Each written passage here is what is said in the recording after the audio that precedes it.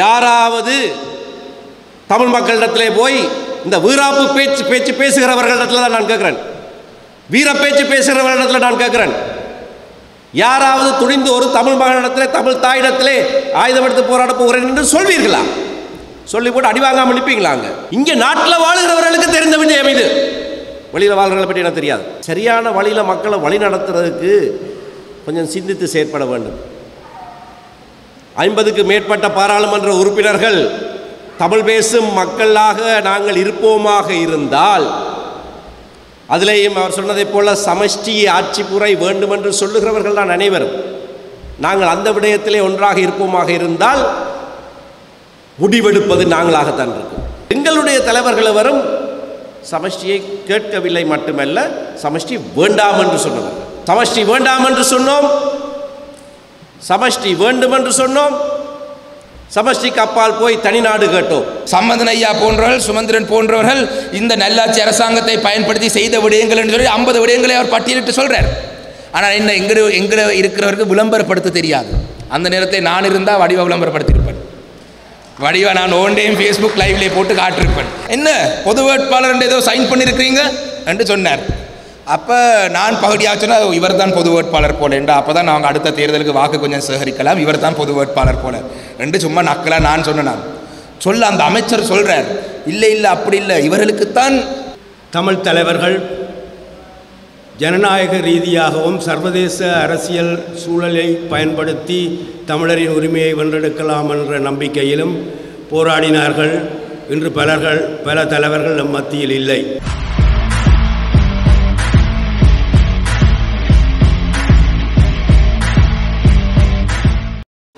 மட்டக்களப்பில் இருந்து நாங்கள் வருவித்த விசேட மேளம் சாணக்கியன் ராசமாணிக்கம் அவர்களே, வடக்கு மாகாண சபையின் அவைத்தலைவர் CVK சிவஞானம் ஐயா அவர்களே, முன்னாள் பாராளுமன்ற உறுப்பினர் முருகேசு சந்திரகுமார் அவர்களே, மத தலைவர்களே மற்றும் பெரியோர்களே, அனைவருக்கும் என்னுடைய மாலை வணக்கம். மட்டக்களப்பில் இருந்து வருவித்த விசேட மேளம் நான் சொன்னது 77ஆம் ஆண்டு பொது தேர்தல் முடிந்த கையோடு கொழும்பிலே ராமகிருஷ்ண மண்டபத்திலே ஒரு வெற்றி விழா கொண்டாட்டம் போல ஒரு கூட்டம் நடைபெற்றது. தமிழர் விடுதலை கூட்டணி நடத்தின கூட்டம் பெரு வெற்றி ஈட்டி பிரதான எதிர்க்கட்சியாக வந்து இருந்த வேளையிலே, இறுதி கூட்டம் முடிவடைகிற வேளையிலே திரு அமிர்தலிங்கத்தை பேச அழைத்தார்கள். அப்பொழுது மேடையிலே இருந்தவர்களிலே திரு சூசதாசன் அது வரைக்கும் பேசவில்லை. அமிர்தலிங்கம் வந்து சொன்னார், இறுதி பேச்சாளராக நாங்கள் ஜம்பியாவிலிருந்து வரவழைத்திருக்கிற ஒரு விசேட மேளம் இருக்கிறது, அவர் எனக்கு பிறகு பேசுவார் என்று. அப்படியாக அந்த ஞாபகத்தோடு தான் அவரை நான் விசேட மேளம் என்று சொன்னேன். இன்றைக்கு இருக்கிற சூழ்நிலையிலே நாங்கள் பின்னோக்கி பார்த்து 41 வருடங்களுக்கு முன்னர் நிகழ்ந்த நிகழ்வும் அதற்கு பல தசாப்தங்களுக்கு முதல் நிகழ்ந்த நிகழ்வுகளையும் இன்றைக்கு நாங்கள் நினைவுகூர்ந்து பார்க்கிறோம். நினைவேந்தல் நிகழ்ச்சியாக ஒரு சமூகமாக ஏறெடுக்கிறோம். ஸ்ரீவன் அடிகளார் சொன்னதைப் போல இந்த நினைவேந்தல் நிகழ்வுகள் நாங்கள் சேர்ந்து ஒரு சமூகமாக செய்வது மிகவும் முக்கியமான ஒரு விடயம். அந்த வகையிலே யாழ் வணிகர் கழகமும் மற்றைய பொது அமைப்புகளும் இதனை ஒழுங்கு செய்வதற்கும் முன்னின்று நடத்துவதற்கும் வந்தமைக்காக முதலில் அவர்களுக்கு நன்றி செலுத்த விரும்புகிறேன். ஏனென்றால் அரசியல்வாதிகள் முன்னெடுத்தால் அது ஒரு பொது நிகழ்வாக இருக்காது. ஆனால் இது அரசியல் நிகழ்வு. இந்த நிகழ்வு ஒரு அரசியல் நிகழ்வு. தமிழ் மக்களுடைய வாழ்க்கையிலே, அரசியல் வாழ்க்கையிலே ஏற்பட்ட மறக்க முடியாத, மாற்ற முடியாத, நினைவு கூற வேண்டிய தொடர்ச்சியாக நினைவிலே இருத்தி வைக்க வேண்டிய நிகழ்வுகளைத்தான் நாங்கள் இந்த நினைவேந்தலாக இன்றைக்கு அனுஷ்டிக்கிறோம். நினைவேந்தல் முக்கியமானது. ஒரு சமூகத்துக்கு, ஒரு சமூகமாக தங்களுக்கு நிகழ்ந்தவற்றை மீட்டி பார்ப்பது ஒரு அத்தியாவசியமான விடயம். அதிலே இருந்துதான் நாங்கள் முன்னோக்கி நகர முடியும். நாங்கள் யார் என்பதை வரைவிலக்கணப்படுத்துவதே சில வேளைகளிலே எங்களுக்கு நிகழுகிற இப்படியான சம்பவங்கள் தான். நான் ஏன் அதை சொல்லுகிறேன் என்றால், ஏறத்தாழ 100 வருடங்களுக்கு முன்னர் 1926ஆம் ஆண்டு, நாங்கள் இப்போ 24க்கு வந்துட்டோம், 2024. 1926ஆம் ஆண்டு திரு SWRD பண்டாரநாயக்க தான் இந்த நாட்டுக்கே சமஷ்டி என்ற விஷயத்தை அறிமுகப்படுத்தியவர். திரு சாணக்கியன் ராசமாணிக்கம் சொன்னார், சமஷ்டி என்று சொன்னால் ஒட்டுமொத்த தமிழ் சமூகமும் ஆம் என்று கைதூக்கும், அத்தனை அரசியல் கட்சிகளும் கைதூக்குவார்.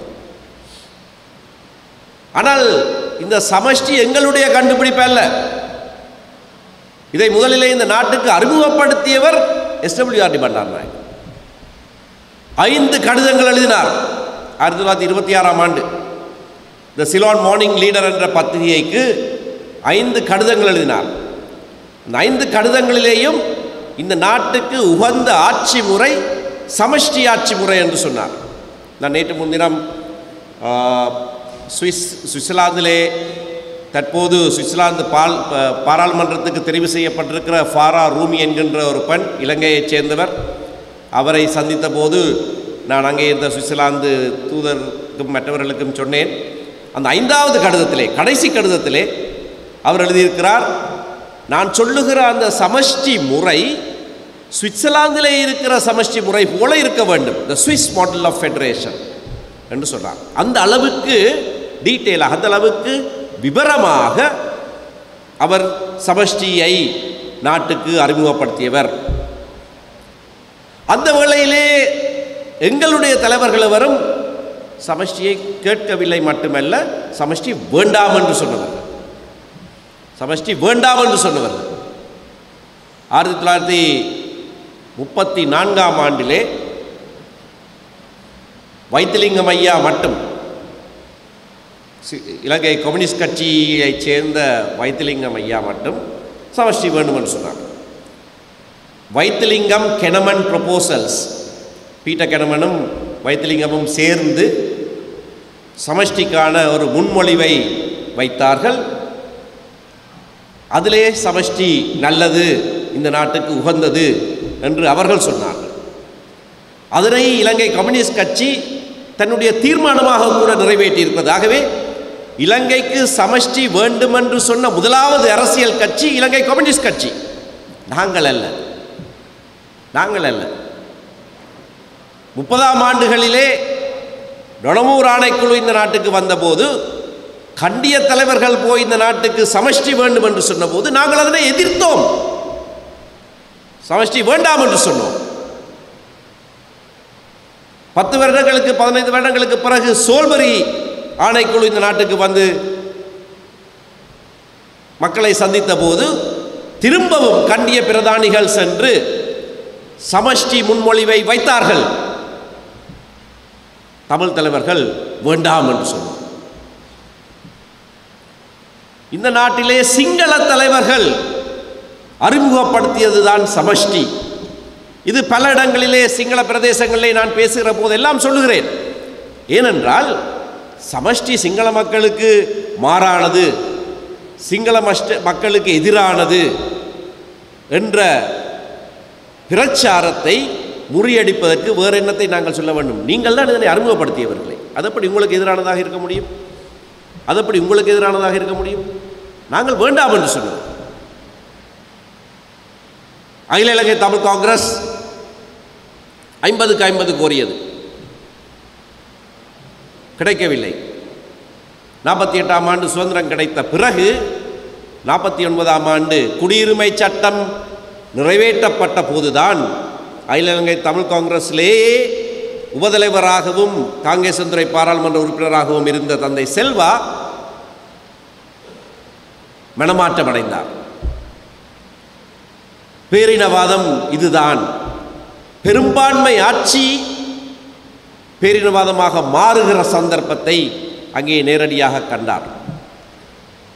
ஜனநாயகம் என்றால் பெரும்பான்மை ஆட்சி, ஆனால் பெரும்பான்மை ஆட்சியை ஒரு பேரினவாத ஆட்சியாக மாற்றுகிறது அங்கே எண்ணிக்கையிலே சிறுபான்மையினராக இருக்கிறவர்களை அடக்கி ஒடுக்கிற சட்டத்திட்டங்களை கொண்டு வருவது. அடிப்படை உரிமையே ஏன் அடிப்படை, அதை விட அடிப்படையாக வேறு எதுவும் இருக்க முடியாது.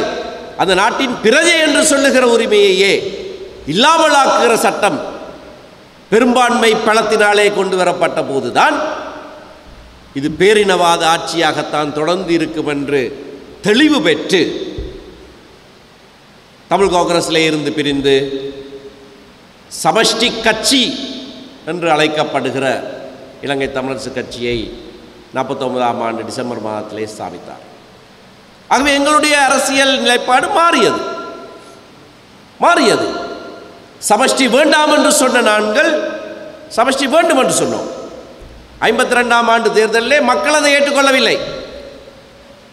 வடக்கிலே ஒருவரும் கிழக்கிலே ஒருவரும் தான் தெரிவு செய்யப்பட்டார். ஆனால் 56ஆம் ஆண்டிலே இருந்து தொடர்ச்சியாக அதிகூடுதலான எண்ணிக்கையான பாராளுமன்ற உறுப்பினர்களை வடக்கிலேயும் இருந்து கிழக்கிலேயும் இருந்து தெரிவு செய்து கொண்டே இருப்பது சமஷ்டி கொள்கை, சமஷ்டியை முன்னிறுத்தினது. ஆகவே சமஷ்டி வேண்டாம் என்று சொன்ன நாங்கள் சமஷ்டி வேண்டும் என்ற ஒரு நிலைப்பாட்டுக்கு மாறினோம். ஆனால் கொஞ்சம் பிந்தி விட்டது. ஒரு 2 வருஷம் முதல் கேட்டிருந்தா கிடைச்சிருக்கு. 49ஆம் ஆண்டில் கேட்டதை 47ஆம் ஆண்டில் கேட்டிருந்தா கிடைச்சிருக்கும் என்றால் கண்டிய தலைவர்கள் கேட்டார்கள். தமிழ் தலைவர்களும் கேட்டிருந்தால் 3/2 பகுதி கேட்டது கிடைத்திருக்க சந்தர்ப்பம் இருந்திருக்கும்.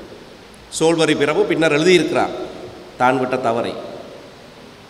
சரி, அது கடந்து போனது. நடந்து முடிந்த பிறகு நாங்கள் கவலைப்படுவதும் எங்களுடைய சமூகத்தினுடைய ஒரு குறைபாடாகவும் இருக்கிறது. 72ஆம் ஆண்டு இந்த நாட்டுக்கென்று பிரித்தானியாவிலே இருந்து அந்த தொடர்பை துண்டித்து இந்த நாட்டுக்கென்று ஒரு சுதேச அரசியலமைப்பை உருவாக்குகிற போது 70லிருந்து 72 வரைக்கும் இலங்கை தமிழரசு கட்சி தொடர்ச்சியாக சமஷ்டி என்று கேட்டு இறுதியிலே சமஷ்டியை கூட கேட்கவில்லை, வேறு சில கோரிக்கைகளை வைத்து அவை எல்லாமே பெரும்பான்மை வாக்குகளாலே தோற்கடிக்கப்பட்டன. திரு வி தர்மலிங்கம் தமிழரசு கட்சி சார்பிலே முன்வைத்த 6 கோரிக்கைகள் ஒவ்வொன்றும் 82, 14, 82, 12 அப்படியான வாக்கு வீதங்களிலே தோற்கடிக்கப்பட்டது அரசியலமைப்பு சபையிலே. எங்களை தேசிய வாழ்க்கையிலே இருந்து வெளியேற்றி விட்டீர்கள் என்று நாங்கள் அங்கே இருந்து வெளியேறினோம். அதைத் தொடர்ந்து 76ஆம் ஆண்டு நாங்கள் தனியாக போகிறோம், தனிநாடு கான தீர்மானம் நிறைவேற்றப்பட்டது. 77ஆம் ஆண்டு அதற்கான மக்கள் ஆணையும் கிடைத்தது. சமஷ்டி வேண்டாம் என்று சொன்னோம், சமஷ்டி வேண்டும் என்று சொன்னோம், சமஷ்டிக்கு அப்பால் போய் தனிநாடு கேட்டோம். 89ஆம் ஆண்டு 83ஆம் ஆண்டு இந்த நாங்கள் நினைவு கூறுகிற நாட்களிலே அதோடு சேர்ந்து வந்த ஒரு விடயம், எங்களுடைய அரசியலமைப்பின் 6ஆம் திருத்தம் நிறைவேற்றப்பட்டது. பிரிவினை கோருகிறவர்கள் பாராளுமன்ற உறுப்புரிமையை இழப்பார்கள், அவர்களுடைய சொத்து பறிமுதல் செய்யப்படும், 7 வருட சிறை தண்டனை கொடுக்கப்படும், பிரிவினை கேட்க மாட்டோம் என்று அவர்கள் சத்தியப்பிரமாணம் செய்ய வேண்டும். தமிழர் விடுதலை கூட்டணி பாராளுமன்ற உறுப்பினர்கள் சத்தியப்பிரமாணம் செய்யாமல் பாராளுமன்ற உறுப்புரிமையை இழந்தார்கள். அதுக்கு பிறகு 89ஆம் ஆண்டு தான் மீள பாராளுமன்றத்துக்கு சென்றார்கள். மீள பாராளுமன்றத்துக்கு செல்லுகிற போது 83ஆம் ஆண்டு அவர்கள் பாராளுமன்ற உறுப்பினரை இழந்ததற்கு காரணம் தனிநாட்டுக்கான ஆணையை மக்கள் எங்களுக்கு கொடுத்திருக்கிறார்கள், அதற்கு எதிராக நாங்கள் சத்தியப்பிரமாணம் செய்ய முடியாது. நல்ல விடயம். அதனாலே பாராளுமன்ற உறுப்பினரை இழந்தார். ஆனால் 89 போய் தனிநாட்டுக்கு எதிரான சத்தியப்பிரமாணத்தை செய்துதான் பாராளுமன்றத்துக்குள்ளே வந்தார்கள். வருகிற போது திரு அமிர்தலிங்கம் ஒரு முக்கியமான ஒரு அறிக்கையை வெளியிட்டார். ஏன் நாங்கள் இப்பொழுது திரும்ப பாராளுமன்றத்துக்குள்ளே வருகிறோம் என்பதை நியாயப்படுத்தி ஒரு அறிக்கையை வெளியிட்டார். அதிலேயே அவர் சொன்னது 13ஆம் திருத்தத்தை நாங்கள் ஏற்றுக்கொள்ளாவிட்டாலும் கூட அது ஒரு ஆரம்ப புள்ளி. அதை சரியான முறையிலே நடைமுறைப்படுத்தி திருத்தி அதை அர்த்தமுள்ளதாக ஆக்குவதற்கு சர்வதேச சமூகமும் விசேடமாக இந்தியாவும் எடுக்கிற முயற்சிகள் வீண் போகாமல் இருப்பதற்காக நாங்கள் பாராளுமன்றத்துக்கு வருகிறோம் என்று சொன்னார். அதனால்தான் திரும்ப பாராளுமன்றத்துக்கு தமிழர் விடுதலை கூட்டணி செல்லக்கூடியதாக இருந்தது. இல்லாவிட்டால் சென்றிருக்க முடியாது. அந்த விளக்கத்தோடு தான் உள்ளே போனோம். அதுக்கு பிறகு தொடர்ச்சியாக இன்று வரைக்கும் நாங்கள் தனிநாடு கேட்கவில்லை. ஒரு நாட்டுக்குள்ளே நாங்கள் சமஷ்டி அடிப்படையிலான ஒரு தீர்வை கேட்கிறோம் என்று சொல்கிறோம். நான் ஏன் இந்த இவ்வளத்தையும் சொல்கிறேன் என்று சொன்னால், எங்களுடைய பின்னோக்கி பார்க்கிறோம். எங்களுக்கு எதிரான வன்முறைகள் கட்டவிழ்த்து விடப்பட்டதை இன்றைக்கு நினைவு கூறுகிறோம். அதிலேயே முக்கியமாக 83ஆம் ஆண்டு கட்டவிழ்த்து விட்டப்பட்ட அந்த வன்முறை இந்த கற்பு ஜூலை மூலம் நாங்கள் நினைவு கூறுகிறோம். அதோடு சேர்த்துத்தான் தனிநாடு கேட்பதும் சட்டவிரோதமாக்கப்பட்டது. நாங்கள் தேசிய வாழ்க்கையிலிருந்து ஒதுங்கினோம். ஆனால் திரும்ப தேசிய வாழ்க்கையில் 89ஆம் ஆண்டு நாங்கள் வந்து சேர்ந்தோம். அதுக்கு பிறகு தொடர்ச்சியாக தேசிய வாழ்க்கையிலே நாங்கள் இணைந்து செயற்படுகிறோம். மாகாண சபை முறைகளை நாங்கள் ஏற்றுக்கொள்ளவில்லை என்ற காரணத்தினாலே 88ஆம் ஆண்டு வடகிழக்கு மாகாண சபையிலே தமிழர் விடுதலை கூட்டணி போட்டியிடவில்லை. 2008ஆம் ஆண்டு கிழக்கு மாகாண சபை தேர்தல் நடைபெற்ற போது போட்டியிடவில்லை.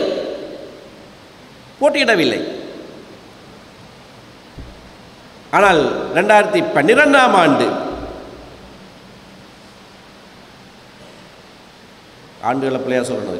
12ஆம் ஆண்டு கிழக்கு மாகாண சபை தேர்தல் நடந்தபோது போட்டியிட்டோம்.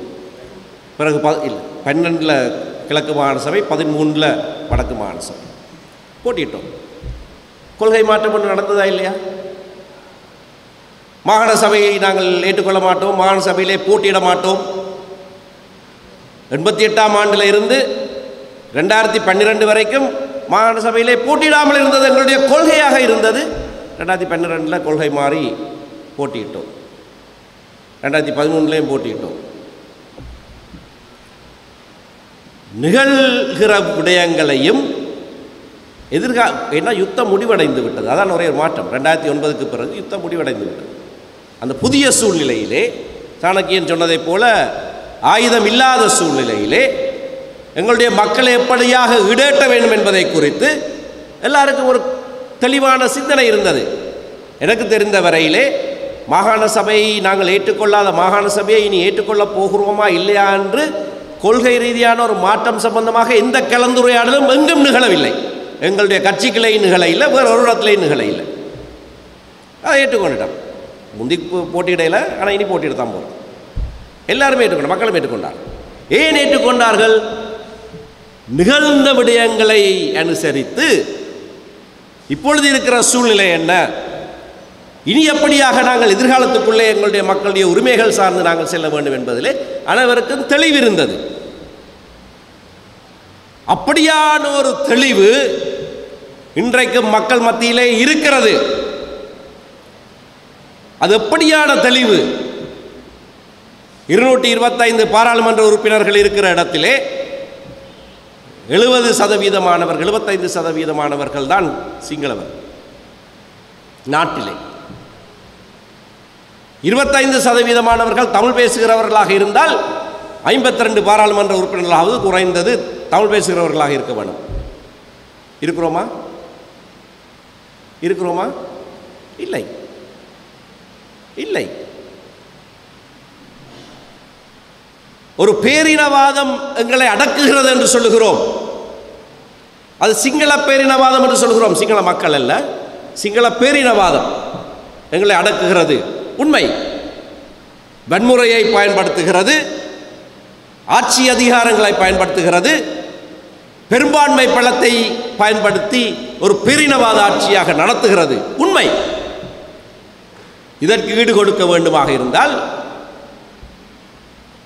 2 வழிகளில் ஒன்றை நாங்கள் தேர்ந்தெடுக்க வேண்டும். ஒன்றை செய்து பார்த்து விட்டோம், ஆயுதம் எடுத்து போராடி விட்டோம். ஒன்றில் ஆயுதம் எடுத்து போராட வேண்டும், போராடி விட்டோம். இப்பொழுது தமிழ் மக்களிடத்திலே யாராவது போய் கேட்டுப்பீர்களா ஆயுதம் எடுத்து போராடுவோம் என்று? யாராவது தமிழ் மக்களிடத்திலே போய் இந்த வீராப்பு பேச்சு பேசுகிறவர்களிடத்தில் தான் நான் கேட்கிறேன், வீர பேச்சு பேசுகிறவர்களிடத்தில் நான் கேட்கிறேன், யாராவது துணிந்து ஒரு தமிழ் மகனிடத்திலே, தமிழ் தாயிடத்திலே ஆயுதம் எடுத்து போராட போகிறேன் என்று சொல்வீர்களா? சொல்லி போட்டு அடி வாங்காமல் நிற்பீங்களாங்க? வெறும் எல்லாருக்கும் தெரிஞ்ச விஷயம். நாங்கள் ஆயுதம் எடுத்து போராட போவதில்லை, எல்லாருக்கும் தெரிஞ்ச விஷயம். இங்கே நாட்டில் வாழுகிறவர்களுக்கு தெரிந்த விஷயம் இது. வெளியில் வாழ்கிறவர்களை பற்றி எனக்கு தெரியாது. இந்த நாட்டில் வாழுகிற ஒவ்வொருவருக்கும் அடிமனதிலே தெரிந்த விடயம் அது. நாங்கள் ஆயுதம் எடுத்து போராட போவதில்லை. ஆயுதம் எடுத்து போராட போவதில்லை என்று சொன்னால் போராடித்தான் பார்த்துறாங்க. இனி போராட போவதில்லை என்று சொன்னால் இருக்கிற ஒரே வழி என்ன? ஜனநாயக கட்டமைப்பை நாங்கள் எண்ணிக்கையிலே சிறுபான்மையாக இருந்தாலும் கூட அந்த வாக்கு பலத்தை எப்படியாக ஜனநாயக சூழலிலே உபயோகிப்பது என்பதை மூளையை பாவித்து சிந்திப்பதுதான் ஒரே வழி. அது மூளையை பாவித்து தான் சிந்திக்கணும்.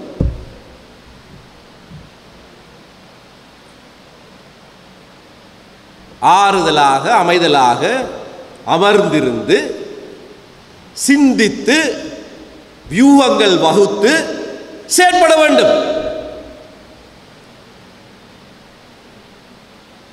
அப்படி செய்யாமல் அது என்ன நான் கண்டு கொண்டிருந்தேன் ஒன்றுமே நடக்காது. நல்ல பழமொழி ஒன்று இருக்கிறது, அதை சொன்னால் சபைக்கு பொருந்தாது. குளத்தோடு கோவிச்சு கொண்டு ஏதோ செய்யாமல் இருந்தது. கோபம் வருகிறது தான், கோபம் வருகிறது தான். ஆனால் அந்த கோபத்தை எங்கள் மேலே நாங்கள் காட்டக்கூடாது. அந்த கோபத்தை சரியான முறையிலே இருந்து ஆராய்ந்து சிந்தித்து வியூகம் அமைத்து செயற்பட்டு வெற்றி பெற வேண்டும். உலகத்தில் இருக்கிற மற்ற நாடுகளை பார்ப்போம்.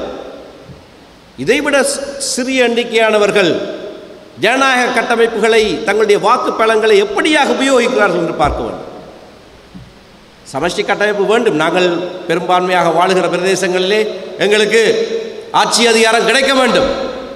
வடக்கு கிழக்கு எங்களுடைய தாயகம் என்று சொல்லுகிற போது இது பல இடங்களிலே நான் சொன்ன விடயம் தென் பகுதியிலே நான் சொல்லியிருக்கிறேன். சாயந்தன் சொன்னதைப் போல 77ஆம் ஆண்டும் 83ஆம் ஆண்டும் இலங்கை அரசாங்கமே தன்னுடைய சொந்த பணத்திலே விமானத்தாலும் கப்பலாலும் என்னை யாழ்ப்பாணத்துக்கு அனுப்பி வைத்த போது நான் உணர்ந்தது என்ன? அதுதான் என்னுடைய தாயகம். That's my home. So don't take offense when I say that's my homeland. Homeland என்று சொல்லுகிற போது அவர்களுக்கு கோபம் வந்துவிடும். சிலித்துக்கொண்டு how can you say? என்னுடைய அனுபவத்தில் நான் சொல்கிறேன்.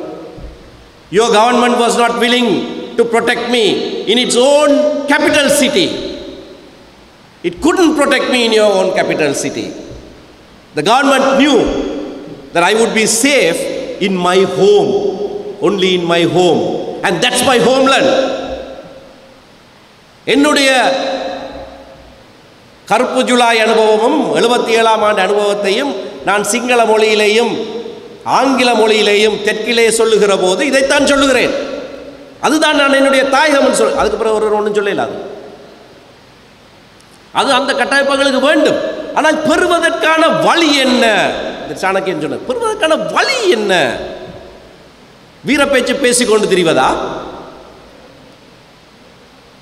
இல்லை, அதுவும் தேவைதான், அதை செய்கிறதுக்கு ஆக்கள் இருக்கிறோம். ஆனால் சரியான வழியில் மக்களை வழி நடத்துறதுக்கு கொஞ்சம் சிந்தித்து செயற்பட வேண்டும்.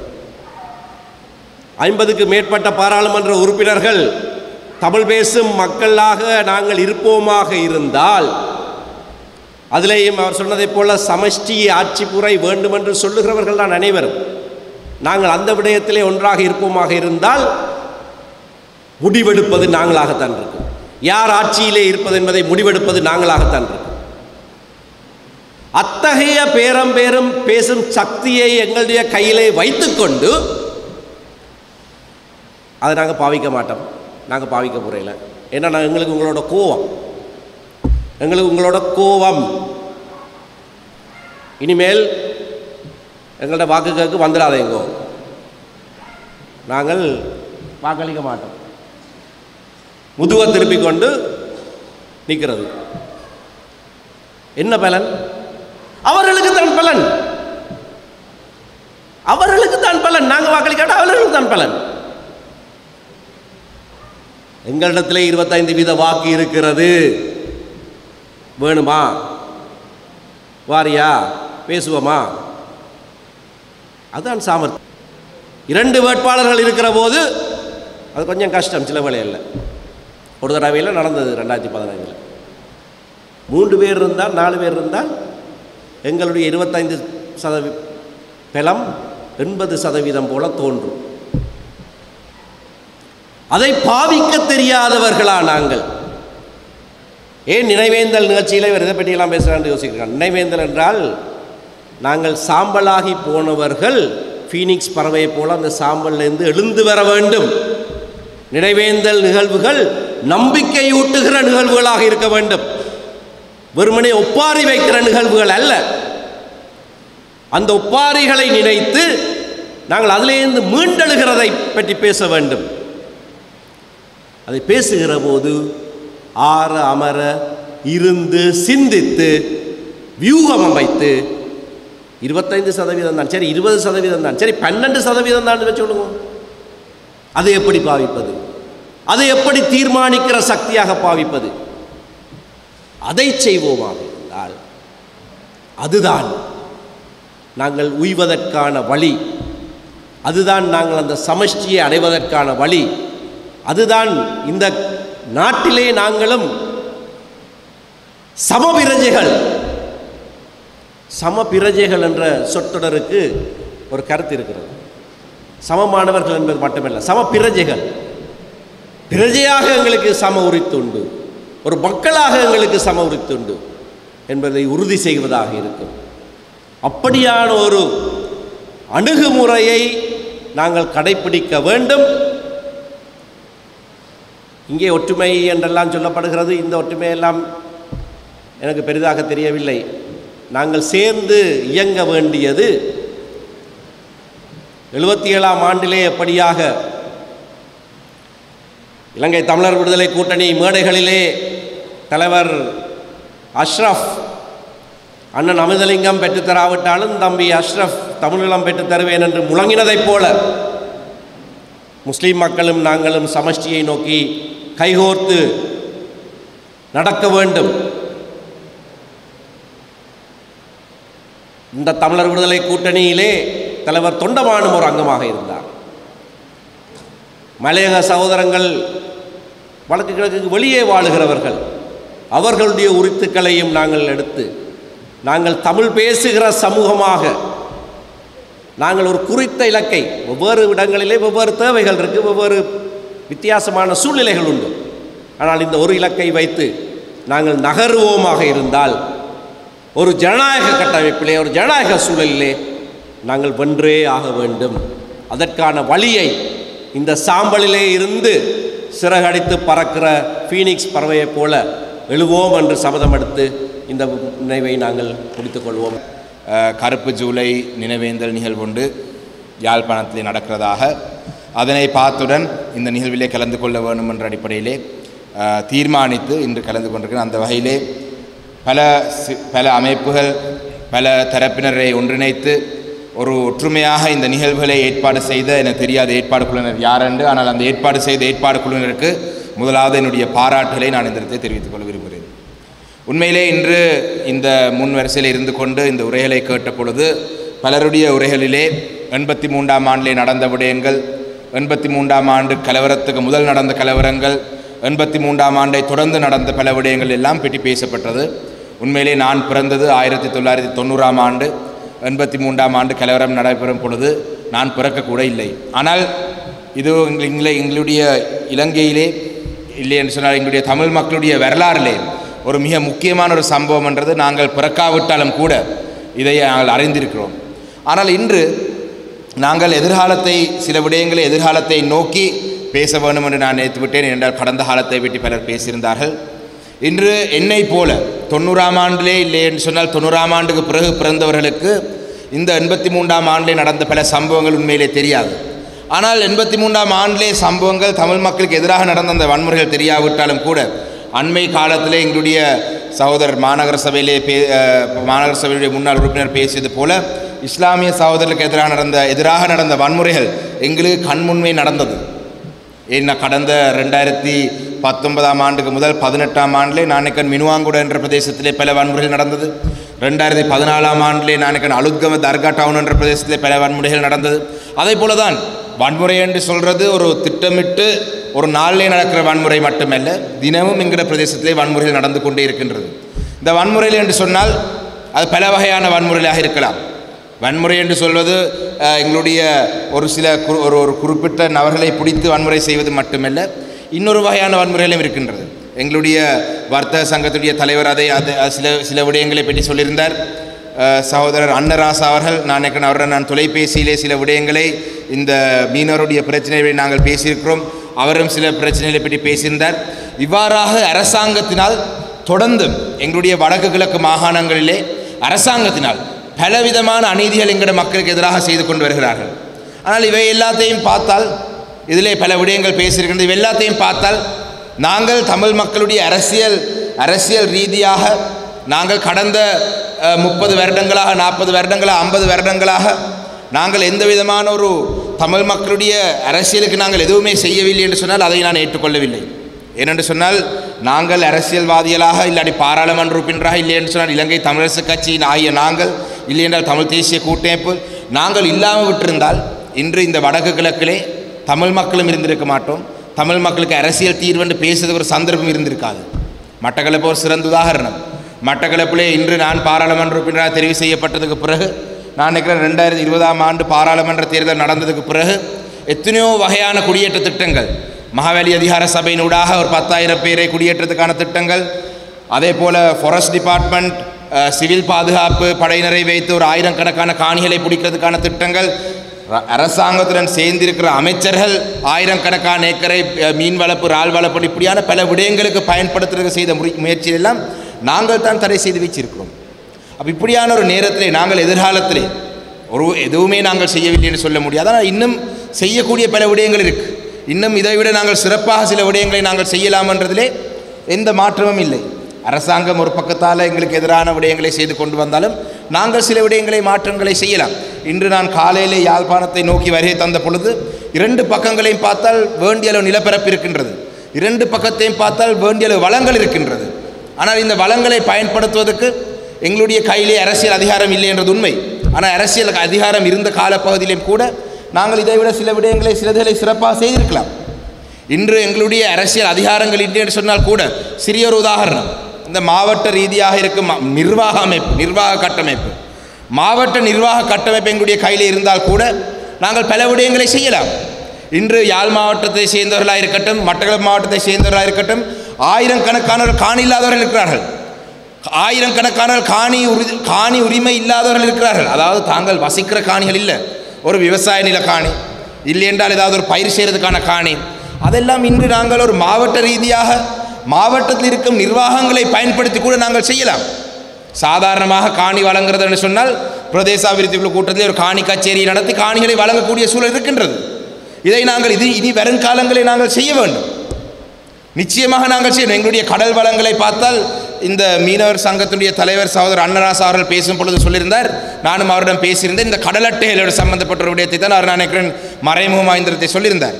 ஆனால் இந்த கடல் அட்டைகள் மட்டுமில்லை, எங்களுடைய கடல் வளங்களை பயன்படுத்தி இன்னும் பல விடயங்களை நாங்கள் செய்யலாம். இன்று எங்களுடைய வடக்கு கிழக்கிலே எத்தனை துறைமுகங்கள் இருக்குன்னு பார்த்தால், தென் மாகாணத்துடன் ஒப்பிட்டு பார்க்கும் பொழுது மீனவர்களுக்கான எத்தனை துறைமுகங்கள் இருக்கு. எங்களுடைய மீனவர்களுக்கான துறைமுகங்கள் ஒரு சிறிய அளவான துறைமுகங்கள் தான் இருக்கு. சகோதரர் அன்னராசா அவர்கள் பேசும்பொழுது நான் கேட்டுக்கொண்டேன், அவர் சொல்லியிருந்தார் எங்களுடைய வடக்கு கிழக்கிலே தான் கூடிய மீனவருக்கான பிரச்சனை என்று. அப்படி இல்லை. நான் அண்மையிலே நெஃப்சோ என்ற அமைப்பு நீர்கொழும்பிலே ஒரு மீனவ அமைப்புகள் எல்லாரையும் கூப்பிட்டு செய்த பொழுது அவர்கள் நினைச்சு கொண்டிருக்கிறாங்க தமிழ் மீனவர்களுக்கு பிரச்சனை என்று தமிழ் அமைச்சர் ஒருவர் இருக்கிறார் என்று. அப்போ நான் அந்த இடத்துல சொன்னால் இல்லை, தமிழ் அமைச்சர் இருக்கிறதால தமிழ் மீனவர்களுக்கு அதை விட கூட பிரச்சனை இருக்கு. இன்று எங்களுடைய ஒரு தமிழ் அமைச்சர் இருக்கிறார் என்று சொல்லி சிங்கள மக்கள் நினைச்சு கொண்டிருக்காங்க தமிழ் மீனவருக்கு பிரச்சனை இல்லை என்று. ஆனால் நான் அந்த இடத்துல தான் அவங்களோட பிரச்சனையை கேட்கும் பொழுது எங்களையும் கூட கூடிய பிரச்சனை அவங்களுக்கும் சில பிரச்சனை இருக்கின்றது. இந்த ட்ரோலர் பிரச்சனை எல்லாம் இல்லைன்றா அவங்க தென்பகுதியில் இருக்கிறாங்க, ஆனால் ஏனைய பிரச்சனை அவங்களுக்கு இருக்கின்றது. அப்போ இந்த பிரச்சனைக்கெல்லாம் நாங்கள் தீர்வுகளை காண வேணும். அப்போ இது தீர்வுகளை காணுவதுன்னு சொன்னால் எப்படி செய்வது? உண்மையிலே இப்போ ஒரு ஒரு ஒரு குறிப்பிட்ட காலப்பகுதிக்கு ஒருக்க தான் ஒரு ஜனாதிபதி தேர்தல் வரும். தற்பொழுது ஒரு ஜனாதிபதி தேர்தல் வரக்கூடிய ஒரு காலப்பகுதி இருக்குது, இன்னும் தெரியாது. உண்மையிலே எனக்கெண்டா ஜனாதிபதி தேர்தல், அந்த தேர்தலில் நான் போய் வாக்கு போட்டு தேர்தலில் அந்த வாக்கு அறிவித்தல் தரும் வரைக்கும் தேர்தல் நடக்குமா நடக்காதான்ற சந்தேகம் என்னுடைய மனதில் இருக்கின்றது. உண்மையிலே இன்று சட்டத்தரணிகள் இருக்கிறார்கள், அவர்களுக்கு தெரிந்திருக்கும். எனக்கு தேர்தல் இதே போல தான் உள்ளூராட்சி மன்ற தேர்தல் நடக்கும் என்று வேட்பாளர்களை போட்டு கூட்டங்களை நடத்தி, நாங்கள் முல்லைத்தீவு மாவட்டத்திலேயும் சில கூட்டங்களுக்கு வந்திருந்தோம், யாழ் மாவட்டத்திலும் சில கூட்டங்களை நாங்கள் நடத்துவதற்கு இருந்தோம், ஆனால் அதுக்கு வரவில்லை, நல்ல காலம் காசு மிச்சம். இப்படி தேர்தல் நடக்கும் என்று எத்தனையோ இடங்களில் கூட்டங்களை வச்சு கடைசியில் காசு செலவு தான் மிச்சம். அந்த தேர்தல் வேட்பு மனுக்காக அந்த கட்டணம் செலுத்தின காசு இன்னும் அந்த காசு கூட திருப்பி அரசாங்கம் தரல, 3 லட்சத்துக்கு மேலே ஒவ்வொரு வேட்பாளரும் கட்டிய காசு. அப்போ இப்போ தேர்தல் நடக்குமா நடக்காதான்றது தெரியாது. ஆனால் ஒரு தேர்தல் நடக்கும் என்று சொன்னால் நாங்கள் என்ன செய்ய வேண்டும் என்றதை நாங்கள் அனைவரும் சிந்திக்க வேண்டும். இதில் நான் நினைக்கிறேன் எங்களுடைய வர்த்தக சங்கத்துடைய தலைவர் அவர்கள் சொல்லித்தார், நாங்கள் தென் மாகாணத்தில் இல்லை தென்பகுதியில் இருந்து வரும் எந்த ஒரு அரசியல்வாதியை நாங்கள் நம்ப தயாராக இல்லை, அவர்கள் எவருமே எதுவும் செய்யவில்லை என்று சொல்லப்பட்டது. ஆனால் நாங்கள் ஒவ்வொரு தேர்தலையும் வைத்து தேர்தல் காலத்திலே வந்த வாக்குறுதிகளையும் வைத்து நாங்கள் இருக்கிற வீதாசாரத்துக்கு நாங்கள் சில நேரங்களில் இந்த மாகாண சபை முறைமையை நடத்த வேண்டும் என்று சொல்லி நான் நினைக்கிறேன் ஐயா ஜெயசேகரம் அவர்கள் சொல்லியிருந்தார். அவர் ரணில் விக்ரமசிங்க மட்டும்தான் அதை நடத்தி காட்டலாம். நாங்கள் அன்றகுமார திசாநாயக்கவுக்கோ சஜித் பிரேமதாசாவுக்கோ இல்லைண்டா இப்போ வேட்பாளராக தங்களை அறிவித்துக் கொண்டிருக்கும் பட்டியலே சரத் பொன்சேகாவாக இருக்கட்டும், விஜயதாச ராஜபக்சேவாக இருக்கட்டும், அவர்கள் வாக்குறுதிகள் மட்டும்தான் வழங்கலாம் என்ற அவங்களுடைய கையில் அதிகாரம் இல்லை. ரணில் விக்ரமசிங்க அதை செய்து காட்டவில்லை என்று சொன்னால் அது ஒரு வேட்பாளராக களமிறங்க இருக்கும் ஒருவருடைய நடவடிக்கை எப்படி நாங்கள் அதை வைத்து பார்க்கலாம். ஆனால் ஏனைய தரப்பினரிடம் நாங்கள் பேசத்தான் வேணும். நாங்கள் பேசிவிட்டு எதையும் நாங்கள் சாதிக்கவில்லை நாங்கள் சொல்ல முடியாது. நான் நினைக்கிறேன் சந்திரிகா அம்மையால் இருந்த காலப்பகுதியிலே பிராந்தியங்களுடைய ஒன்றியம் என்ற ஒரு புதிய அரசியலமைப்பு கூட எங்களுடைய கையில் கிடைத்தது. அதை நாங்கள் ஆதரித்ததா இல்லையான்றது 2வது ஒரு விடயம். 2015ஆம் ஆண்டிலே நாங்கள் நல்லாட்சி அரசாங்கத்தை ஆதரித்ததன் ஊடாக பல விடயங்கள் நடந்தது. அதை மட்டக்களப்பு மாவட்டத்தில் இருக்கும் முன்னாள் அமைச்சர் ஹிஸ்புல்லா அவர்கள் அழகாக சொல்கிறார். அவர் அதை சொல்லும் பொழுது ரவுஃப் ஹக்கீம் அமைச்சர் எதையுமே சாதிக்கவில்லை, சம்பந்தன் ஐயா போன்றவர்கள், சுமந்திரன் போன்றவர்கள் இந்த நல்லாட்சி அரசாங்கத்தை பயன்படுத்தி செய்த விடயங்கள் என்று சொல்லி 50 விடயங்களை அவர் பட்டியலிட்டு சொல்கிறார். ஆனால் என்ன எங்கட இருக்கிறவருக்கு விளம்பரப்படுத்த தெரியாது. அந்த நேரத்தை நான் இருந்தால் வடிவ விளம்பரப்படுத்தியிருப்பேன். வடிவா நான் ஓன்டையும் ஃபேஸ்புக் லைவ்லேயே போட்டு காட்டிருப்பேன். இவர்களுக்கு அதெல்லாம் தெரியாது, செய்யவில்லை. அதனால் பலர் நினைத்தார்கள், எதுவுமே செய்யவில்லை. ஏன் 2017ஆம் ஆண்டு 18ஆம் ஆண்டு அக்டோபர் 26ஆம் தேதி ஜனாதிபதி பாராளுமன்றத்தை கலைக்கிறதுக்கு முன்பாக நான் அதுக்கு அடுத்த வாரம் பாராளுமன்றத்துக்கு ஒரு புதிய அரசியலமைப்புக்கான ஒரு விரைவு வர தயாராக இருந்தது. வந்திருந்தால் சில நேரம் நிலைமை வித்தியாசமாக இருந்திருக்கலாம்.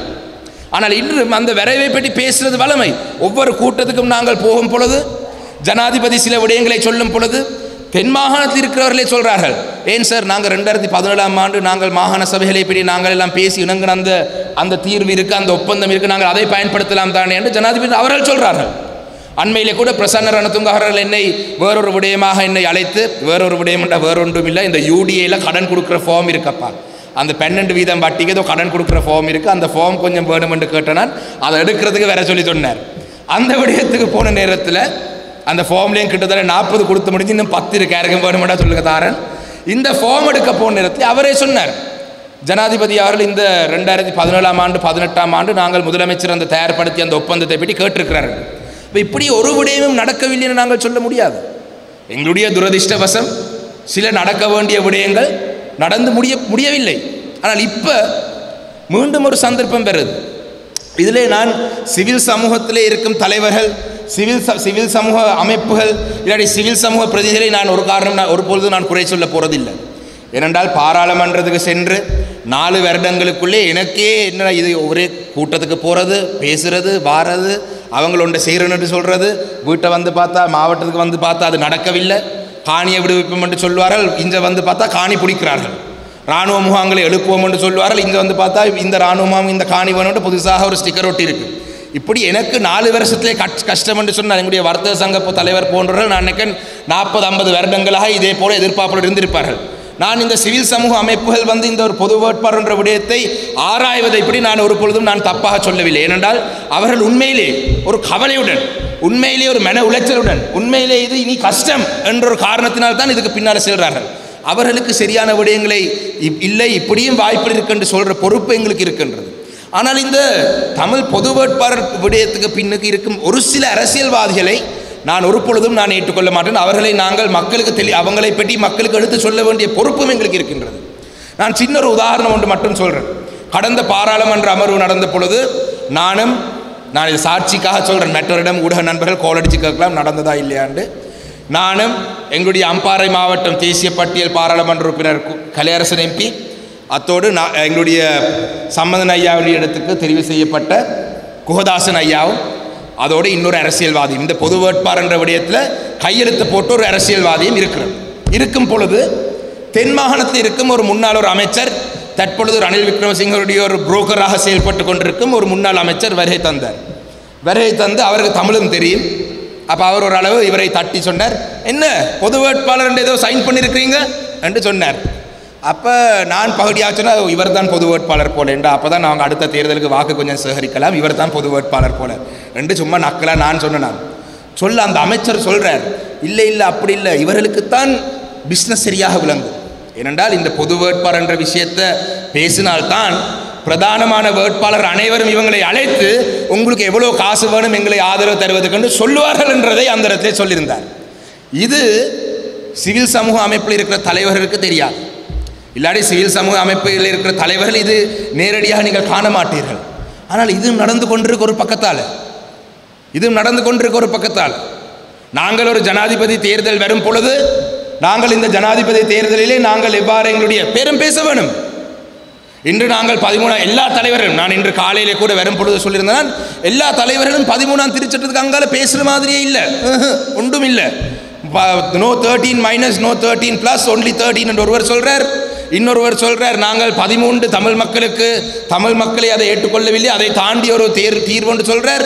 அது எப்படியான தீர்வு என்று சொல்லவில்லை. ஜனாதிபதி அவர்களும் கூட மாகாண சபையில் இருக்கிற அதிகாரங்களை தாரன் என்று சொல்கிறார், இன்னும் தரவில்லை. நாங்கள் ஆக குறைந்தபட்சம் கேட்டது கௌரவ பாராளுமன்ற உறுப்பினர் சுமந்திரன் அவர்கள் அந்த சபையிலே பாராளுமன்றத்தை முன்வைத்துக்கும் தனிநபர் சட்ட மூலத்தை அமுல்படுத்தி மாகாண சபை தேர்தலை நடத்தக்கூடிய சட்ட திருத்தங்களையாவது கொண்டு வர வேண்டும் என்று சொன்னதை கூட அவர் சொல்லியிருக்கிறார். 8ஆம் மாதம் அளவிலே செய்வோம் என்று பொறுத்திருந்து பார்ப்போம். ஆனால் இதை தாண்டி நாங்கள் ஒரு விஷயத்தை நாங்கள் கேட்கறதுக்கு சிவில் சமூக அமைப்புகள் எங்களுடன் ஒன்றாக சேர்ந்து ஒரு பணியை ஆரம்பிக்க வேண்டும் என்ற வேண்டுகோளை நான் இந்த சபையிலே முன்வைக்கிறேன். ஏனென்று சொன்னால் நான் எங்களுடைய முன்னாள் பாராளுமன்ற உறுப்பினர் கிளிநொச்சி மாவட்ட பாராளுமன்ற உறுப்பினர் எங்களுடைய சந்திரகுமார் அண்ணன் அவர்கள் பேசும் பொழுது சொன்னால் இந்த ஒற்றுமையை பற்றி ஒற்றுமை இல்லை என்று சொன்னால் உண்மையிலே தமிழ் அரசியல்வாதிகள் எல்லா கட்சிகளுக்குள்ளுமே ஒற்றுமை இருக்கின்றது. அது எங்களுக்கு தெரியாது. ஆனால் அதைப்படி நாங்கள் பேசுவதில்லை. ஒரு நாள் நாங்கள் இந்திய தூதுவரோ யாரோ ஒரு தூதுவரை சந்தித்த பொழுது அவர்களும் இதே போல தான் ஒற்றுமையாக நீங்கள் வர வேண்டும் என்று சொன்னால் என்ன ஒற்றுமையாக வர வேண்டும், என்ன கேட்க வேண்டும். அந்த நேரத்தில் நான் பாராளுமன்றத்திலே பிரதிநிதித்துவம் இருக்கிற அனைத்து கட்சியிலும் ஒரே ஒரு விடயத்தை சொன்னது, ஒரு சமஷ்டி அடிப்படையிலான ஒரு தீர்வு என்று சொன்னால் நாங்கள் அனைவரும் ஒற்றுமையாக இதிலே கையெழுத்து போட்டு தர தயார் என்ற செய்தியை சொல்லியிருந்தார்கள். நான் பாராளுமன்ற உறுப்பினர் சுமந்திரன் அவர்கள் இந்த இடத்தில் இருக்கிறார். அவரும் அந்த அவர் இல்லாமல் இருக்காத கூட்டம், அவர் நான் போகாமல் மன்னிக்கணும், அவர் போகாத நான் போன கூட்டமாக இருக்க முடியாது. ஒரு தூதுவரை சந்தித்தனா நிச்சயம் அவர் அழைத்திருப்பார்கள். ஆனால் அந்த கூட்டத்திலே சொன்ன விடயம் ஒற்றுமையாக வாருங்கள். நாங்கள் இந்த ஒற்றுமையாக உங்களிடம் ஒரு ஒரு ஒரு ஒப்பந்தத்தை தாரோம். ஒரு வேணுமென்றால் நான் நினைக்கிறேன் எங்களுடைய வர்த்தக சங்க தலைவர் ஐயாவிடம் இந்த பொறுப்பை நாங்கள் கொடுக்கலாம். இந்த சபையிலே வைத்து எல்லா கட்சிகளையும் ஒன்றிணைத்து சமஷ்டி அடிப்படையிலான ஒரு தீர்வுக்கு நாங்கள் அனைவரும் தயார் என்ற கையெழுத்தை வேண்டி நீங்கள் எல்லா தூதருக்கும் கொடுங்க, எல்லா ஜனாதிபதிக்கும் கொடுங்கள். இந்த சமஷ்டி அடிப்படையிலான தீர்வை எப்படி அடைவதுன்றதை பற்றி தான் எங்களுக்குள்ளே குழப்பம் இருக்கு. ஒரு சமஷ்டி தீர்வை அடைவதற்கு எப்படி நாங்கள் என்னென்ன விடயங்களை இன்று செய்ய வேண்டும் என்றதை பற்றி எங்களிடம் குழப்பங்கள் இருக்கின்றது. அதை ஒன்றும் செய்யலாது. அதை ஒன்றும் செய்ய இன்று காலையிலே கூட கொழும்பிலிருந்து வரும் பொழுது இங்கே வருவது 3 வழிகள் இருந்தது. அதில் ஏதாவது ஒரு வழியில் வந்தால் வந்து அடையலாம், சில வழியில் வந்தால் கஷ்டம். அதே போல தான் அப்போ அந்த அடிப்படையில் நாங்கள் ஒற்றுமையாகத்தான் இருக்கிறோம். நாங்களே வீணாக வெளியில் வந்து ஒற்றுமை இல்லை, ஒற்றுமை இல்லை, சமூகத்துக்குள்ளே ஒற்றுமை இல்லை, எங்களுக்குள்ளே ஒற்றுமை இல்லை என்று நாங்கள் சொல்லி கொண்டிருக்கிறோம். ஆனால் எவராவது ஒருவர் சொல்லட்டும், பாராளுமன்றத்திலே பிரதித்துவம் இல்லாத அரசியல் கட்சியிலும் பரவாயில்லை, அவங்களையும் சேர்த்துக்கொள்ளும். அவங்களும் எவரும் சொல்ல மாட்டார்கள் சமஷ்டி அடிப்படையிலான தீர்வு எங்களுக்கு வேண்டாம். அது ஒரு மிக முக்கியமான ஒரு விடயம். இந்த ஒற்றுமையான ஒரு விடயத்தை நாங்கள் கையில் எடுத்து எல்லா வேட்பாளரையும் நாங்கள் சந்திப்போம். சிவில் சமூக அமைப்பினுடைய தலைவர்களாக நீங்களும் வாங்க, அதுக்குரிய சந்தர்ப்பத்தை நாங்கள் ஏற்பாடு செய்யலாம். அண்மையிலே நாங்கள் சொல்லியிருந்த நாங்கள் ஊழல் மோசடிக்கு எதிராக நாங்கள் ஒரு விவாதத்தை கூட நடத்த தயார். தென்னிலங்கையிலே இருக்கிறவர்களே தமிழ் அரசியல்வாதிகள் முன்வந்து இந்த தமிழ் வேட்பாளருக்கு இடையில் இருக்கிற கேள்விகளை கேட்டு எங்களுக்கு நல்ல ஒரு தீர்வை எடுத்து தர வேண்டும் என்று எங்களை நம்பியிருக்கும் பொழுது தமிழ் மக்களுக்கு நாங்கள் செய்யாமல் விடுவோமா? அப்போ ஒரு அப்படியான ஒரு வேலை திட்டத்தை நாங்கள் ஆரம்பிப்போம். ஏன் இந்த பொது வேட்பாளர் என்ற விடயத்தை சரி, ஒரு ஜனாதிபதி தேர்தல் வரும் பொழுது 2019ஆம் ஆண்டாக இருக்கட்டும், 2015ஆம் ஆண்டாக இருக்கட்டும், நண்பர் சாயந்தரர் கையாலே இப்படி காட்டுறார், இதோட நான் முடித்துக்கொள்கிறேன். 2005ஆம் ஆண்டாக இருக்கட்டும், இந்த அனைத்து தேர்தலிலுமே ஒரு ராஜபக்ச ஒருவர் இருந்தார் தேர்தலில். இதுதான் நான் நினைக்கிறேன் 2005ஆம் ஆண்டுக்கு பிறகு முதலாவது ஒரு தேர்தல், ஒரு ராஜபக்ச ஒருவர் தேர்தலிலே போட்டி போடாத ஒரு தேர்தல். அவ்வாறான நேரத்திலே நிச்சயமாக தமிழ் மக்களுக்கு ஒரு குழப்பம் வரும்.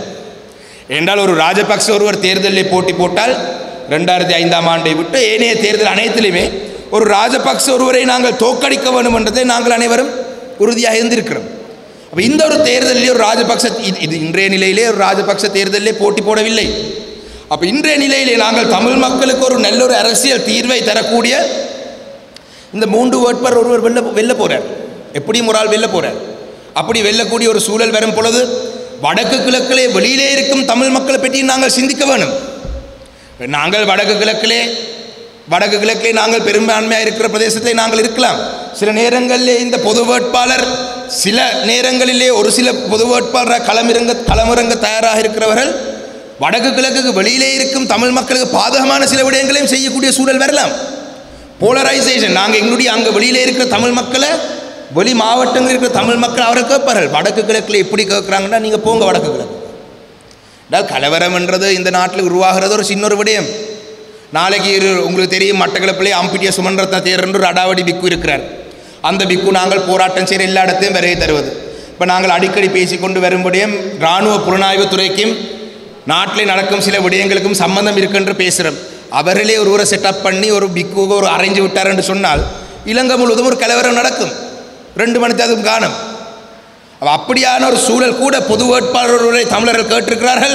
அந்த பொது வேட்பாளர் இப்படியான தீவிரமான விடயங்களை சொல்லியிருக்கிறார். அப்படி என்று சொன்னால் வடக்கு கிழக்கு வழியிலே இருக்கும் அனைத்து தமிழ் மக்களும் மீண்டும் வடக்கு கிழக்கில் நீங்கள் போங்கன்னு சொல்லி ஒரு நிலவரத்தை எடுத்தால் அதுக்கும் நாங்கள் பொறுப்பாக இருக்க வேண்டியவர்களாக இருப்போம். அப்போ இந்த விடயங்கள் அனைத்தையும் வைத்து நாங்கள் அனைவரும் சிந்தித்து செயல்பட வேண்டும். ஒரே ஒரு விடயம், இன்று எங்களுடைய கையிலே ஆயுதங்கள் இல்லை. நான் அடிக்கடி சொல்லும் ஒரு விடயம், பொருளாதாரத்தை எங்களுடைய ஆயுதமாக நாங்கள் கையிலே எடுக்க வேண்டும். 83ஆம் ஆண்டு கலவரம் நடக்கும் பொழுது வர்த்தக சங்கத்துடைய தலைவருடைய தலைமை உரையில் அவர் சொல்லியிருந்தார், நாடு முழுவதும் எங்களுடைய தமிழர்கள் தான் பெரிய பலமான வர்த்தகர்களாக இருந்தார்கள் என்று. இலங்கையிலே பெரிய வர்த்தகராக சினிமா படம் கூட எங்களவர்கள் தான் எடுத்தார்ன்னு சொன்னார். மீண்டும் அந்த பொருளாதாரத்தின் ஊடாக எங்களுடைய சமூகத்தை கட்டியெழுப்பக்கூடிய, பொருளாதாரத்தின் ஊடாக எங்களுடைய தமிழினத்தை கட்டியெழுப்பக்கூடிய வகையான சில திட்டங்களை நாங்கள் நடத்துகிறதாக இருந்தால் நாங்கள் எங்களுடைய ஆதரவுடன் தெரிவு செய்யப்படும் ஒரு ஜனாதிபதியை பயன்படுத்தி எங்களுடைய அரசியல் அதிகாரங்களை எடுக்கிறதுக்கு செயல்படலாம். அது செயல்பட்டு கொண்டிருக்கும் வரைக்கும் நல்லாட்சி காலப்பகுதியில் நாங்கள் செய்தது போல பல வேலைகளை செய்து எங்களுடைய மக்களுடைய பொருளாதாரத்தை நாங்கள் கட்டியெழுப்பலாம் என்ற ஒரு நல்ல செய்தியை சொல்லி இந்த 83ஆம் ஆண்டு நினைவேந்தல் கலவரத்துக்கான நினைவேந்தல் நிகழ்வை ஏற்பாடு செய்த ஏற்பாடு குழுவினருக்கும் வருகை தந்த உங்கள் அனைவருக்கும் நன்றி சொல்லி விடைபெறுகிறேன். நன்றி, வணக்கம். நினைவேந்தல் நிகழ்வை தலைமை தாங்கும் தலைவர் வர்த்தக சங்கத்தின் தலைவர் அவர்களே, கௌரவ பாராளுமன்ற உறுப்பினர்களே, வடமாகாண அவைத் தலைவர் அவர்களே, முன்னாள் கௌரவ மாகாண சபை உறுப்பினர்களே, உள்ளூராட்சி சபைகளின் தலைவர்களே, உறுப்பினர்களே, இன்ற நிலைவேந்தலில் கலந்து கொண்டிருக்கும் சமூக அமைப்புகளின் பிரதிநிதிகளே, உங்கள் அனைவருக்கும் எனது மாலை வணக்கம். ஜூலை 83 இடையில் 41 வருடங்கள் கடந்தோடிவிட்டது. தமிழரின் அரசியலில் என்ன மாற்றம் ஏற்பட்டிருக்கின்றது என்றால், ஒன்றுமில்லாத ஜூலை 83க்கு முதல் இருந்த நிலைமையை விட கேவலமான நிலைமையில்தான் தமிழரின் உரிமையும் தமிழரின் இருப்பும் இருக்கின்றது என்பது மிக கவலைக்குரியது. இந்த மாற்றத்தை பல்வேறு துன்பியல் மாற்றங்களில் இருந்து கற்றுக்கொண்டு நாங்கள் மாற்றத்தை ஏற்படுத்தி இருக்க வேண்டும். ஜூலை 83க்கு பிறகுதான், அதற்கு முன்பு பல ஆயுத போராட்ட இயக்கங்கள் தோன்றியிருந்தாலும் ஜூலை 83க்கு பின்புதான் தமிழ் இளைஞர்கள் மத்தியில் ஒரு எழுச்சியான உணர்வு ரீதியான நாமும் நமது உரிமைக்காக ஆயுதம் ஏந்தி போராட வேண்டும் என்ற ஒரு மிகப்பெரிய உணர்வலையை ஏற்படுத்தியது. ஆயிரம் இளைஞர்கள் பல்வேறு போராட்ட இயக்கங்களில் தங்களை இணைத்து கொண்டார்கள். மிகவும் வீரம் செறிந்த போராட்டமாக 30 வருஷ ஆயுத போராட்டம் பின்பு முடிவுக்கு வந்தது. ஜனநாயக அரசியலில் தமிழ் தலைவர்கள் ஜனநாயக ரீதியாகவும் சர்வதேச அரசியல் சூழலை பயன்படுத்தி தமிழரின் உரிமையை வென்றெடுக்கலாம் என்ற நம்பிக்கையிலும் போராடினார்கள். இன்று பல தலைவர்கள் நம் மத்தியில் இல்லை. ஆனால் தமிழ் மக்கள் நாங்கள் என்ன பெற்றுவிட்டோம்? ஜூலை 83 மிகப்பெரிய ஒரு மனித அவலம் இந்த நாட்டிலே இடம்பெற்றது. சொந்த நாட்டுக்குள்ளேயே மக்கள் அழித்தொழிக்கப்பட்டார்கள். தமிழினம் அழிக்கப்பட்டது. இதிலே குறிப்பாக போராட்டத்துக்காக தங்களை உயிர்களையும் மதிக்காது போராட்டத்துக்காக இருந்த சிறையில் அடைக்கப்பட்டிருந்த போராட்ட இயக்க தலைவர்கள், உன்னத போராளிகள் சிறைச்சாலைக்குள்ளே படுகொடூரமாக கொலை செய்யப்பட்டார்கள். அந்த நிகழ்வுகள் எல்லாம் தான் மீண்டும் இளைஞர்கள் மத்தியில் மிகப்பெரிய ஒரு உணர்வலையை ஏற்படுத்தி ஒரு மிகப்பெரிய வீரம் செறிந்த போராட்டத்துக்கு தள்ளியது. ஆனால் துரதிர்ஷ்டவசமாக ஆயுத போராட்டத்தின் விளைவுகள் எங்களுக்கு அதை வெற்றிகளை பெற்றுத்தராதபடியால் நாங்கள் இன்றும் ஒரு ஒன்றுமற்ற ஒரு சமூகமாகத்தான் வாழ்ந்து கொண்டிருக்கின்றோம். இந்த எங்களது துன்பமான அனுபவங்களில் இருந்து நாங்கள் கற்றுக்கொள்ள வேண்டிய விடயம், இங்கு எல்லோரும், இங்கு எனக்கு முன்பு பேசிய எல்லோரும் மதத் தலைவர் உட்பட எல்லோரும் வந்து ஒரு கடைசியாக சொல்லி போட்டு போகிறார்கள். நாங்கள் ஒற்றுமையாக முன்னெடுத்து எங்களது உரிமைகளை வென்றெடுக்க வேண்டும், போராட வேண்டிய ஒரு சூழலில் வாழ்ந்து கொண்டிருக்கிறோம் என்பதை கோடிட்டு காட்டி போட்டு போகிறார்கள். எல்லாரும் ஒற்றுமை சொன்னார்கள். இந்த ஒற்றுமை என்பது என்ன? இந்த தேர்தல்கள் வரும்போது தமிழ் கட்சி தலைவர்கள் கூடி ஒற்றுமையை பற்றி பேசுவதா இந்த ஒற்றுமை? இந்த தேர்தலுக்கான ஒற்றுமை வெற்றி அளிச்சிருக்கின்றதா? இப்போ கூடி தமிழ் பொது வேட்பாளர் என்ற ஒரு ஒற்றுமை களம் ஒன்று பேச்சுவார்த்தை தீவிரமாக பேசப்பட்டு கொண்டிருக்கும் சூழலில் இன்று இந்த ஜூலை படுகொலை நிகழ்வை நாங்கள் நினைவு கூறுகின்றோம். அப்போ ஒற்றுமை என்பது உளப்பூர்வமாக இருக்கணும், ஒரு மாற்றத்துக்கான ஒற்றுமையாக இருக்கணும். தமிழர்கள் தங்களது அரசியல் உரிமைகளை வென்றெடுப்பதற்கான தமிழர்களுக்கான ஒற்றுமையாக இருக்கணுமே தவிர தமிழ் கட்சிகளில் இருக்கும் தலைவர்களுக்கு இருப்பை தேடிக் கொடுக்கின்ற, அவர்களுக்கான வாய்ப்பை தேடிக் கொடுக்கின்ற ஒற்றுமையை வெல்லப்போவது இல்லை. அந்த உண்மையை நாங்கள் பல சகாப்தங்களாக கண்டிருக்கின்றோம். இந்த ஒற்றுமை ஒன்றும் வெல்லையில்லை. ஆகவே இந்த 41 வருடத்துக்கு பிறகும் நாங்கள் ஒரு சரியான அரசியல் பாதையை தமிழ் தலைமைகள் முன்னெடுக்காது போனால் இன்னும் 40 வருஷத்துக்கு பிறகு இன்னும் இப்படி ஒரு மண்டபத்தில் நினைவு நிகழ்ச்சி நடத்தி கொண்டு தான் இருப்போம், ஒற்றுமையை பற்றி பேசிக்கொண்டு தான் இருப்போம். அப்படி அல்ல, நாங்கள் மாற்றத்துக்காக செல்லோடும். இங்கே நான் சொன்னேன் 40 வருஷத்துக்கு பிறகும் இந்த 83 மிகப்பெரிய இனத்துக்கு எதிரான மிகப்பெரிய ஒரு ஒடுக்குமுறை, திட்டமிட்டு இனத்தை அழித்தார்கள். எனக்கு முன்பு பேசியவர்கள் எல்லாம் வடிவாக சொன்னார்கள். திட்டமிட்டு இனத்தின் பொருளாதார, கல்வி எல்லா வகையிலும் தமிழர்களை ஒடுக்குவதற்காக திட்டமிட்டு செயல்படுத்தினது தான் 83 ஜூலை படுகொலை. அதுக்கு முதல் பல கலவரங்கள் நடந்திருக்கு, 56, 77 என்றெல்லாம் நடந்திருக்கின்றது. ஆனால் 83 மிக மிக துல்லியமான திட்டமிடலுக்கூடாக தமிழரின் இருப்பை அழிப்பதற்காக திட்டமிட்டு செயல்படுத்தினோம். சரி, அதில் இருந்து நாங்கள் கற்றுக்கொண்டு தான் ஆயுத போராட்டத்தை நடத்தினோம். ஜனநாயக பாராளுமன்ற தளங்களை பயன்படுத்தி சர்வதேசத்தை பயன்படுத்தினோம். ஆனால் பெற்றது என்ன?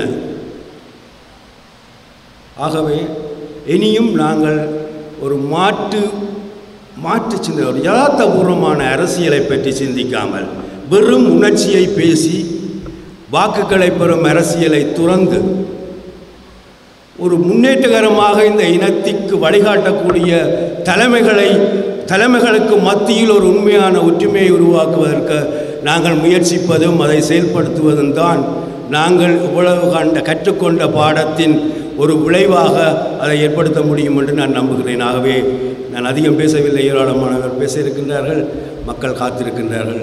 ஆகவே இந்த உண்மையாக இந்த ஜூலை படுகொலையின் நினைவு அல்லது இந்த நினைவிலிருந்து நாங்கள் கற்றுக்கொண்டதை நடைமுறை ரீதியாக செயல்படுத்துவதற்கு நாங்கள் திட சந்தர்ப்பம் இந்த காலகட்டம் என்பதை கூறி எனக்கு இந்த ஏற்பாட்டு குழுவினருக்கு எனக்கு இடம் தந்த ஏற்பாட்டு குழுவினருக்கு நன்றி தெரிவித்து விடைபெறுகின்றேன். நன்றி, வணக்கம்.